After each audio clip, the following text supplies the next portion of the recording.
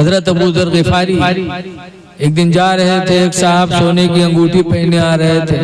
अबू ज़र ग़िफ़ारी ने देखा तो ऐसे हाथ मारा, अंगूठी को खींचा और खींच कर फेंका। कहा जहन्नम की आग अपने लिए हलाल कर रहे हो? जब रसूलुल्लाह ने सोना पहनना मर्दों के लिए हराम कर दिया तो क्यों पहने हो? उनकी उंगली में कुछ खराश आ गया। वो गए हुजूर से शिकायत कर दिया। कहा हुजूर, अबू ज़र अगर मना करते तो मैं निकाल देता, लेकिन अबू ज़र ने तो इतनी जोर से खींचा कि मेरी उंगली में खराश पड़ गई। हुजूर ने अबू ज़र को बुलाया, फरमाया अबू ज़र नरमी करो। एक दिन हजरत अबू ज़र ग़िफ़ारी खाने काबा का तवाफ कर रहे थे। तवाफ करने वालों में एक शख्स ऐसा भी निकला जो कालरदार कुर्ता पहने हुए था, नुकीले, तवाफ कर रहा था खुदा के घर का। अबू ज़र ग़िफ़ारी ने देखा, वह पकड़ा गिरेबान और कालर नोच के फेंक दिया। कहा खुदा के घर में और घमंड का लिबास।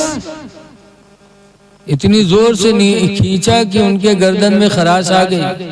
वो गए हुजूर से शिकायत किए, कहा अल्लाह के रसूल अगर अबू ज़र मना करते तो मैं निकाल देता, लेकिन अबू ज़र ने तो इतनी जोर से खींचा कि मेरा कालर भी फट गया और गर्दन में खराश आ गई। हुजूर ने अबू ज़र को बुलाया, कहा अबू ज़र अब जंगल में जाके रहो, तुम्हारी तरह सब अमल नहीं कर पाएंगे, जाओ अपने जंगल में बसेरा करो। इतना कहना था, क्या इश्क था रसूलुल्लाह से। इतना कहा कि अबू ज़र जंगल अपना लो। सिर्फ इतना मेरे नबी के मुंह से निकला था तो अबू ज़र घर गए और अपनी बीवी से कहा मेरी बीवी, अल्लाह के नबी ने फरमाया जंगल अपना बसेरा बना लो, चलो इतनी जिंदगी जंगल में काटा जाए। मेरे नबी के मुंह से बोली निकली। अबू ज़र ग़िफ़ारी की बीवी भी तैयार हो गई। मियाँ बीवी मदीने के जंगल में चले गए। जितनी जिंदगी बची थी सब जंगल में काट दिया। जब आखिरी वक्त आया अबू ज़र ग़िफ़ारी का जंगल में, सिर्फ मियाँ बीवी। जब आखिरी वक्त आया तो अबू ज़र ग़िफ़ारी की बीवी रोने लगी। जब रोई तो अबू ज़र ग़िफ़ारी ने पूछा रो रही हो? कहा क्यों न रो, आपके जागने का वक्त है, जंगल है, यहाँ कोई आदमी नहीं, कोई इंसान नहीं, आपका आखिरी वक्त है। मैं इसलिए रो रही हूँ कि आपके इंतकाल के बाद आपको मैं कैसे नहलाऊंगी, आपकी नमाज कैसे होगी, आपको दफनाऊंगी कैसे, इसलिए रो रही हूँ। तो अबू ज़र ग़िफ़ारी ने कहा था मेरी बीवी रो नहीं। नबी करीम के महफिल में एक दिन बैठा था तो सरकार ने फरमाया था कि मेरे सहाबियों में एक सहाबी ऐसा होगा जिसे जंगल में तन्हाई में मौत आएगी और उसकी तजहीद व तकफीन के लिए घोड़सवारों की नूरानी जमात आएगी। बीवी हो सकता है नबी ने मेरे ही बारे में फरमाया हो, वो मैं ही हूँ ये कहा। और थोड़ी देर बाद अबू ज़र ग़िफ़ारी का इंतकाल हो गया। अबू ज़र ग़िफ़ारी की बीवी कहती है मैं रो ही रही थी कि इतने में नूरानी चेहरे वाले घोड़सवारों की जमात आई, कफन की गठरी साथ लेके आए और मेरे शौहर अबू ज़र ग़िफ़ारी को नहलाया और नमाज जनाजा पढ़ करके फिर उन लोगों ने दफन कर दिया। अब मेरे भाई यहाँ गौर करो कि सहाबे किराम को नबी से कितना इश्क था कि कह दिया अबू ज़र ग़िफ़ारी जंगल बसेरा बना लो, तो फिर उतनी जिंदगी अबू ज़र ने जंगल में गुजार दिया। ये इश्क था सहाबा को। अब आज तो हम लोग फर्जी आशिक बनते हैं, कहेंगे आशिक रसूल और नमाज यक्को नहीं। अरे आशिक रसूल की नमाज कहीं कदा होगी? आला हजरत आशिक रसूल थे, उनके बेटे मुफ्ती आदम आशिक रसूल थे, तो क्या नमाज कदा हुई? स्टेशन पे है, ट्रेन जा रही है, चली जाए, लेकिन मुफ्ती आदम की नमाज नहीं कदा हुई। और आज आशिक रसूल है, झूठ है इसका। आज कैसा है? एक नवाब साहब थे, उनके घर में चोर घुसा और नवाब साहब क्या होता है, खांसी पर नवाब साहब खसते रहे। जैसे चोरवा घुसा नवाब साहब खांसे, बच्चोरवा जाने का कि जागत है, कहा बच्चोरवा उनके तखत के नीचे घुस गया। और तखत के नीचे घुस गया, नवाब साहब देख लिए नवाब साहब जानबूझ के थूक खाता थू तखत के नीचे वही थुक्कत नवाब साहब का बिल्कुल बर्फ के सिल्ली बनाई दी। सवेरे तक थुक्की और चुप्पे परा कि जब ये सो जाए तब भागी। और नवाब साहब जान गए तो सोए कहाँ थू। सुबह हुई तो उनकी बीवी आई पानी दे तो नवाब साहब थुकते रहा। वह मेहरूब थुक मारी। जब मेहरूब थुक मारे तो मेहरीवा बरबरान के अंधे हो गए, नहीं देखा थे तुम आदमी थुक्कत हो। तो नवाब साहब कहें बड़े अफसोस की बात है, तू मेरी जिंदगी की साथी और एक थूक नहीं बर्दाश्त कर पाई, और आज मेरा एक रात का साथी और पूरी रात मेरा थूक बर्दाश्त करता रहा। वह चोरवा निकल के भाग।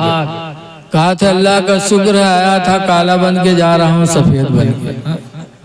बताइए, इश्क है, इश्क जिससे होती है फिर उसके अंदर उसे कमी नजर नहीं आती है। इसलिए लोगों आप हजरात से गुजारिश है कि पाको साफ रहो। हदीस में अत्तहुर निस्फुल ईमान, पाक रहना आधा ईमान है। आधा ईमान तो पाकी में है। कुरान फरमाता व युहिब्बुल मुतत्तहिरीन, पाक रहने वालों को अल्लाह ताला महबूब बना लेता है। इसलिए पाको साफ रहो, नमाजों की पाबंदी करो, गुनाहों से बचने की कोशिश करो और कुरान की कसरत से तिलावत करो। देखो रमजान शरीफ का महीना आ रहा है।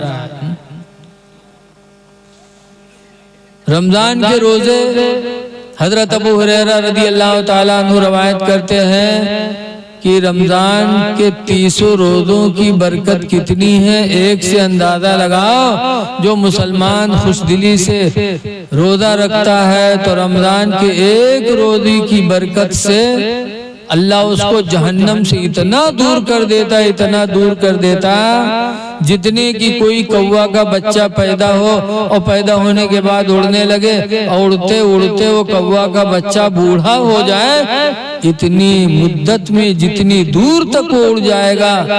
रमजान के एक रोजे की बरकत से अल्लाह ताला मुसलमान को जहन्नम से उतना ही दूर फरमा देगा। इसलिए रमजान की कद्र करो, खुशियां मनाओ कि रमजान का महीना आ रहा है। नबी फरमाते हैं कि मुसलमान रमजान के आने से खुश होता है और रमजान के जाने पर गमगीन होता है। तो अल्लाह का शुक्र है रमजान का महीना आ रहा है और एक रात निजात वाली आ रही है, 15वीं शाबान, जिसका नाम है शबे बारात। शबे बारात मतलब निजात की रात, इसलिए उस रात को चूको ना।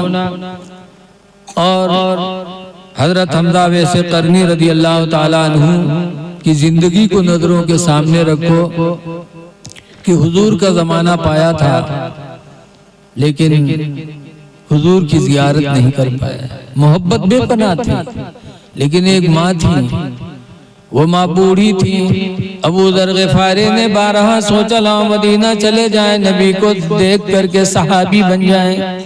लेकिन माँ थी, माँ की मोहब्बत में नहीं गए कि अगर मैं कर्न से मदीना गया काफी लंबा जमाना लगेगा, इस जमाने में मेरी माँ बीमार हो गई तो इलाज कौन कराएगा, मेरी माँ भूखी हुई तो खाना कौन खिलाएगा, प्यास की जरूरत हुई पानी कौन पिलाएगा।